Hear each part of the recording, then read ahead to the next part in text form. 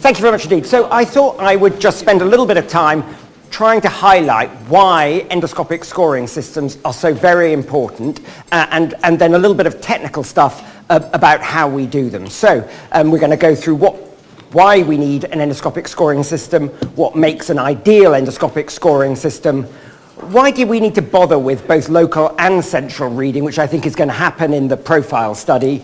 We're going to score a video, and there in your facts, if you just get out your SESCD scoring sheet, we're going to score a video, and then hopefully just have a little bit of a discussion on some of the technical tips that make an ideal centrally read colonoscopy. So why do we need endoscopic scores in the management of patients with Crohn's disease? Well, we all know this. It's because clinical assessment, patient symptoms, don't always reflect disease activity. And that comes out from lots of studies, but perhaps this is the best known, showing that in a group of patients who were supposed to be in clinical remission, only 60% of them were in mucosal remission, i.e. you can have disease activity despite having no symptoms, and exactly the converse of true. In a group of people who had quite severe symptoms, approximately a third of them have no evidence of active disease on endoscopic assessment. So we can't use clinical scores in our clinical practice, and therefore we can't use them in our clinical trials. And they are important because delivering mucosal healing here in the Ibsen cohort and here in a previous algorithmic type trial, the step-up, top-down trial, delivering mucosal healing predicts better outcome in the future. So in the Ibsen cohort, patients who had mucosal healing at 1 year, irrespective of what treatment they had, were less likely to require surgery over the subsequent 5 years. And in the step-up, top-down trial, patients who had mucosal healing at the primary endpoint of 2 years were significantly less likely significantly more likely to be in clinical steroid-free remission without surgery through the following 2 years. So that's why clinical trials now use mucosal healing as their endpoints. And of course, it's really important that we use them in research. And that was highlighted in detail by the SONIC trial. Now, we all know the SONIC trial. That was the one that randomized patients to infliximab combination with azathioprine or azathioprine alone. And they did not use an endoscopic criteria to deliver trial entry. And what they found when they looked at the results, obviously they showed benefit of combo therapy, but what they found is if you took the group of people who at baseline had endoscopic evidence of active disease, here you are, you got this lovely response curve, effectively, combo therapy doing much better than monotherapy with infliximab, doing much better than monotherapy with azathioprine. But there were a whole load of patients who entered the trial without any evidence of endoscopic disease, and as you can see, none of the treatments really made any difference. And that's because symptoms aren't always driven by endoscopic disease, and if we enter patients into trials of strong therapy who don't have endoscopic disease, our therapies obviously won't work.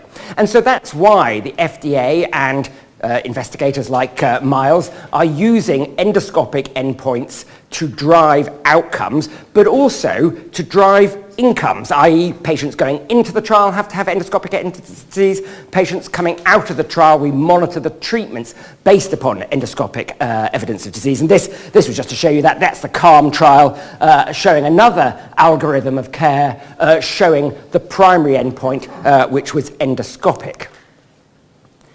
But it's more than that, and I would encourage people not just to use the SESCD for their clinical trials practice, I would encourage you to use it for your clinical practice. And the reason for that is it gives a degree of granularity, a degree of precision to your endoscopic report that's good for you, it's good for your colleagues, and most importantly, it's good for your patients.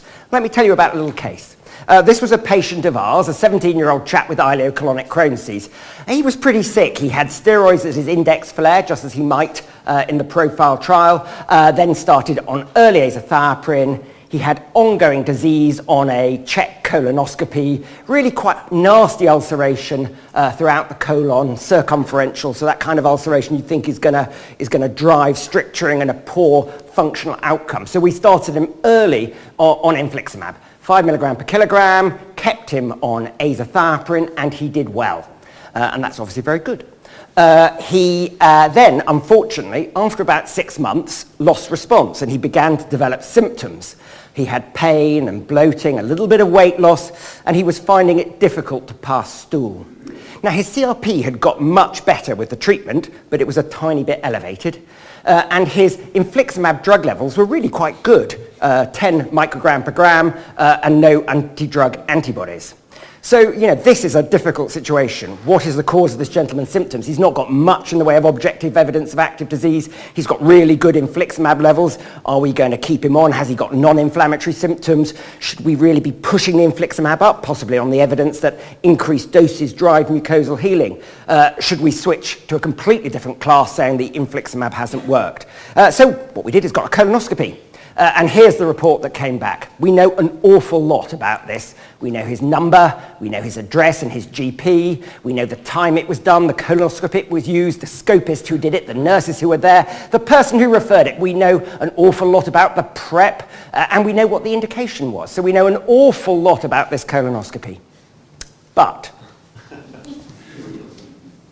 our endoscopic reporting system has recently changed. And you can't specify Crohn's or colitis, ulcerative Crohn's or colitis. You can only put colitis unspecified. So he had colitis unspecified. And the additional comment was Crohn's disease. So that, despite all the information that was on the form, was a completely useless investigation as I looked at it in clinic. And typically, obviously, the photos weren't working.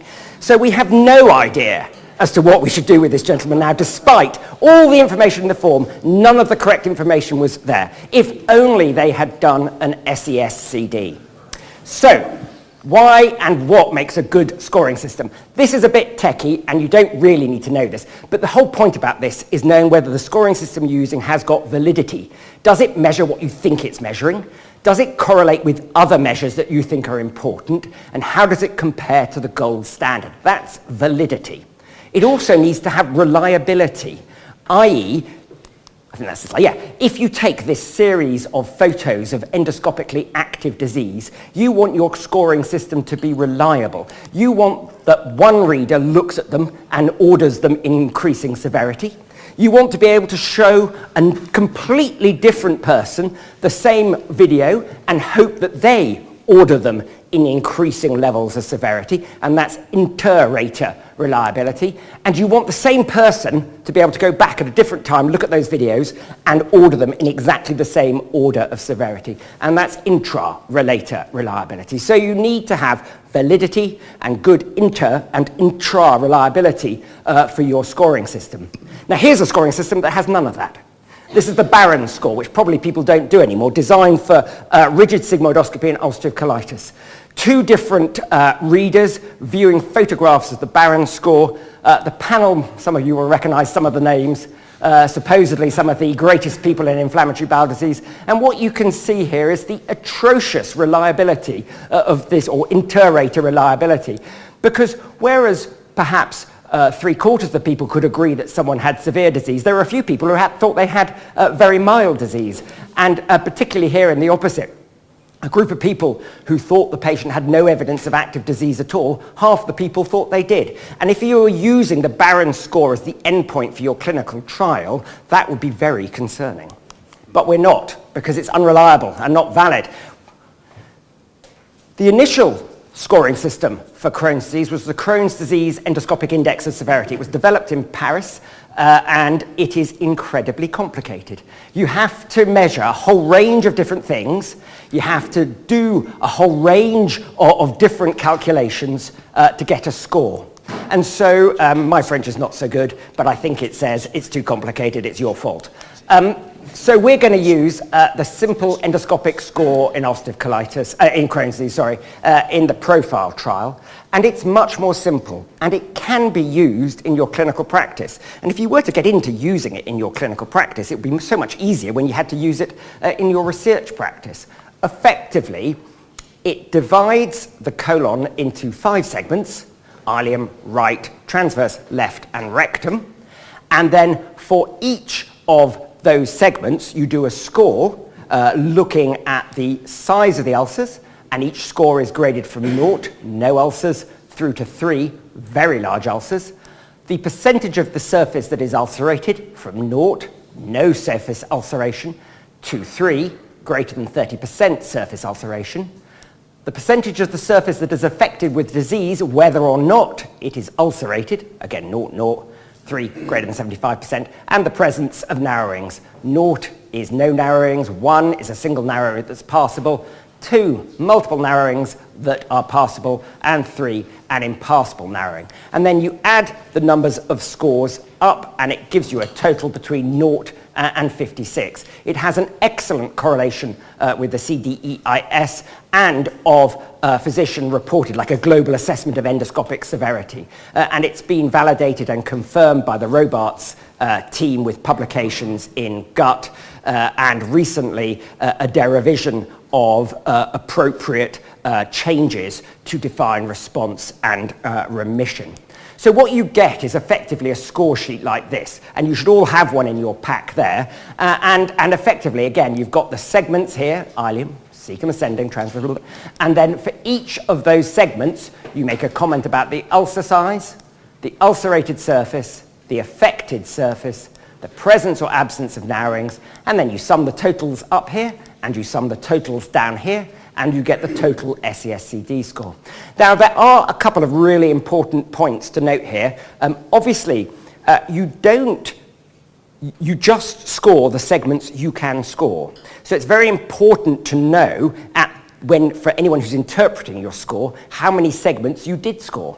Because, for example, if in between the first score and the second score, someone has a right hemicolectomy and therefore is missing 2 of their segments, you won't be scoring those in the second score, and you need to know that so you can take that into consideration in your analysis. So most scoring sheets also have a column that includes a segment examined, segment not examined, or segment resected. And it's really important that you fill that in too, because then if someone's centrally reading your score, they can understand the anatomy as well as you did.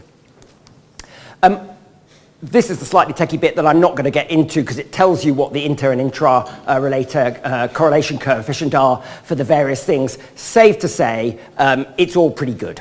The main issues are how you interpret superficial ulceration, whether you define an ulcer that involves 2 contiguous segments, as in one segment, the other segment, or both segments, and it should be both segments, by the way, differentiating anal and rectal lesions.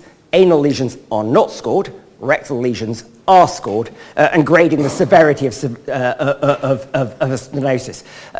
These are some photos they have in the validation paper, and if you're interested, it is worth reading. It's in Gut and it's freely available. This is a superficial ulcer, this is a more extensive ulcer, and this is obviously very extensive ulceration. I think we won't go through that because we are going to have a go at scoring a video. Now, we're just going to do it, everyone's going to do it, and then at the end of it, we'll discuss what you found easy about it, and perhaps what you found difficult about it, and maybe that will inform a conversation about how you as endoscopists could make our, as central readers, lives much easier. So we've got time, I think. It's not a hugely long video, but I guess if you're not an endoscopist, maybe don't worry, but why not? Why doesn't everyone have a go at scoring it? And I think, there we go. So it's just going to start here. It's about 1.5 minutes long. I'll give you a clue. This is the terminal ileum.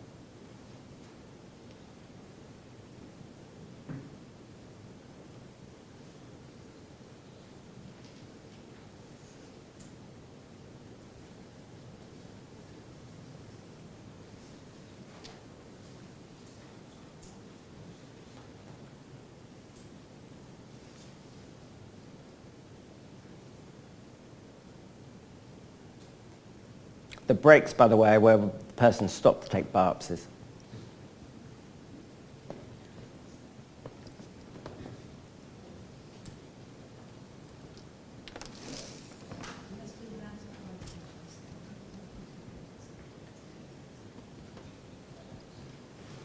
Oh, I think we're done, so that must be... Okay. Give us a minute to formulate our thoughts. Do you think, because what we're going to do is we're going to have a little bit of a discussion about how people found that, and then we've got time, I think, Miles, to run it just once more, having had that discussion, and then we're going to talk a little bit on some top tips.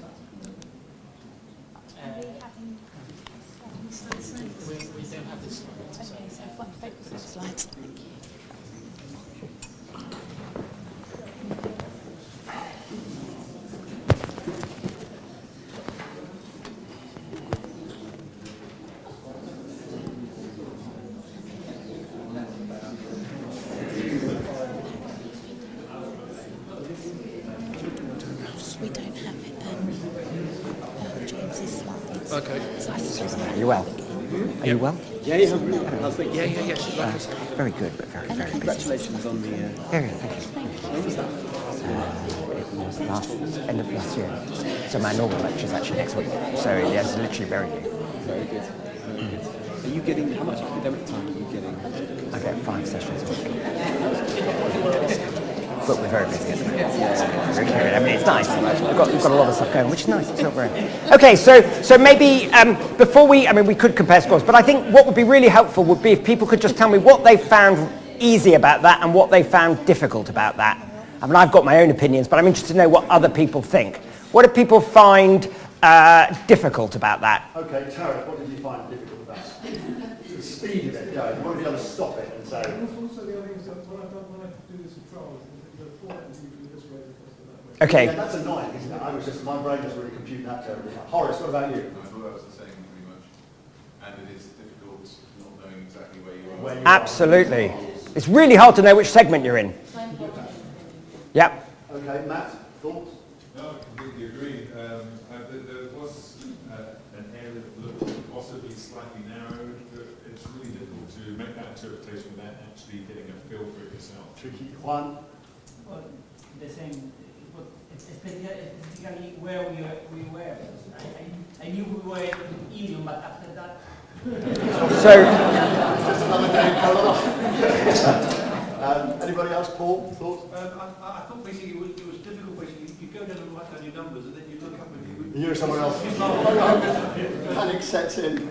So maybe to have someone recording while you're in the room, while you're doing it. Yeah, so I think that's a really important point. To have somebody, you have to say to them, I'm now going into that, and so they write it down, and they say to you, well, how are you going to score this bit? How are you going to score this bit? Really helps if you can get something there. I think the points that you've brought up are exactly the correct points. It's almost impossible to know where you are. It's often impossible to know where you are when you're doing the scope yourself. But even if you've got an imager, it can be quite tricky. But if you haven't got an imager, but when you're looking at a video, it's really difficult to know. So it is really important. And in the profile study, I am pretty sure, so I'm looking at just to make sure that this is correct, you are going to be asked to record the timestamp at which you change from segment to segment. Now that is obviously not for you. It's for the other person who has to look at it and work out when the transverse colon becomes the descending colon. There's a lot to do, isn't there? That's the point when you're doing this. There's a lot to do. So one thing, to help the central reader, we need to know the timestamp. And the other thing is it's almost impossible to do it yourself whilst you are actually either watching the video, because you've got to watch it, or doing the scope. And it's really good, therefore, to have an assistant. I don't know why that couldn't be one of your endoscopy nurses, actually, but it could also be your research assistant, or you could do it for your fellow, or your fellow could do it for you. Actually scribing down the scores and prompting you to remind you, because it's really difficult to do it just by yourself, but actually it's really easy to do it if you've got someone and you say, you just shouting it out as you go along. Particularly for the recording of the timestamp, it's really important that gets down, because otherwise the central reader will have a very difficult time. So, for what it's worth, let's just do it once more, and I'll tell people when we we'll tell people when we enter the different segments, which, as you can appreciate, will be mildly random, because I don't know either. But okay, so here we are. We start with the ileum. Maybe actually we will pause it at various times. Okay, so if we stop there, that was the ileum. I haven't actually got this good enough. What do people think of the ileum? And Jan, what did you think? So we've done a couple of endoscopy studies in the UK, which PSG has supported, discard 1, discard 2, and adenoma studies.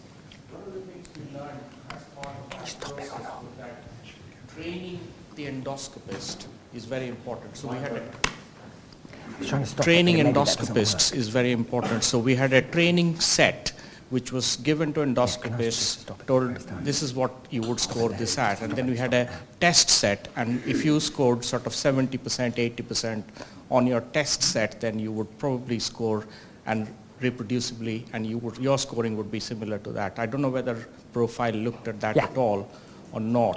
So that was my comment on having done some endoscopy studies. So we're certainly going to do that for the central reads. We're not anticipating doing that for the local reads, I have to say. But if people want to do that, then I'm sure that is something that we probably will make available. I don't know what the training set that we I don't know what Prof. Lindsay feels about. No, I think because the primary endpoint in Profile, and obviously my intrastastic light, which we're going to come on to in just a moment, is the central read. The central readers will all have to be validated. But what do people think of that as a score? Did people think there was any Crohn's disease there? I thought there was 1 or 2 aphthous ulcers there. Yeah, I went for 1 or 2 aphthous ulcers, an ulcer score of 1, affected surface of 1 probably. You have to give an affected surface of 1. By definition, it has to be 1 because you can't have ulcers and have no affected surface. And those are the things you have to look at. You can't have an ulceration and then score 0 for your affected surface. Hands up who scored that as 1, yeah. And hands up who scored it as 0. Okay, all right. So we'll move on. Did anybody score it as anything else? Sorry? Okay. Okay. Start it now. So aphthous ulcers not visible at the back. Okay. So I think we'll probably all agree that most of the ascending colon, the transverse colon, is normal. There is a pseudopolyp there, but I don't think it's very easy to see. And so we're going to come down. We're here in the transverse. We're coming back further. Very important to note, those little bits of mucus and stuff, it's really helpful if you can wash those away so the central reader doesn't think they're an ulcer. It can be quite difficult to see if you're not there. Wash bubbles, suction fluid. See, there's probably an ulcer there, isn't there? Yeah?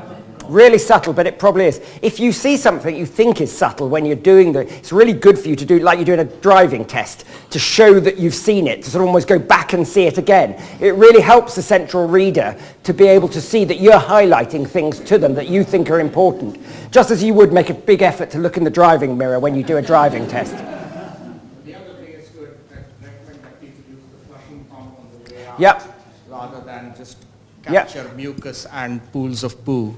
Yeah, miss the ulcer just below it. We'll come on to that. The ideal thing to do is to flush and suck on the way in. It's exact opposite of what you normally do, but to flush and suck on your way in for scoring on the way back. And we'll just carry on. I don't want to labour this too much, but suck, okay, and flush, because that wasn't an ulcer. And then obviously we come into the left colon, and this is where most of the disease is. Just coming into it now, I think. No.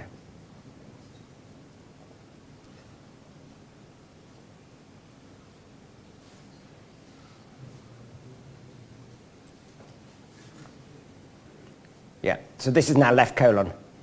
And if we just pause there, we can. There we go. So what do people think? I mean, obviously, what are people scoring this? Just to get an idea of what people are scoring. Jeff, what would you score this in Shrewsbury? I would put that top as a 2 for ulceration. Yep, I think that's probably fair enough, yep. More than aphthous ulcers. I scored a 2 as well for the ulcerated surface. Affected surface also scored it a 2 as well. So you scored that 2s across the board for that, for that segment? Yeah. I mean, you could almost say the affected surface might be 3 there, because it's all quite erythematous. I don't know whether other people thought that. I was panicking and trying to do this from memory, so I just wrote down what I could remember, which was probably not the right way. Doing this. 3, yeah, Bell gave it a 3. Okay, there's 2s and 3s. Just carry on now. Okay.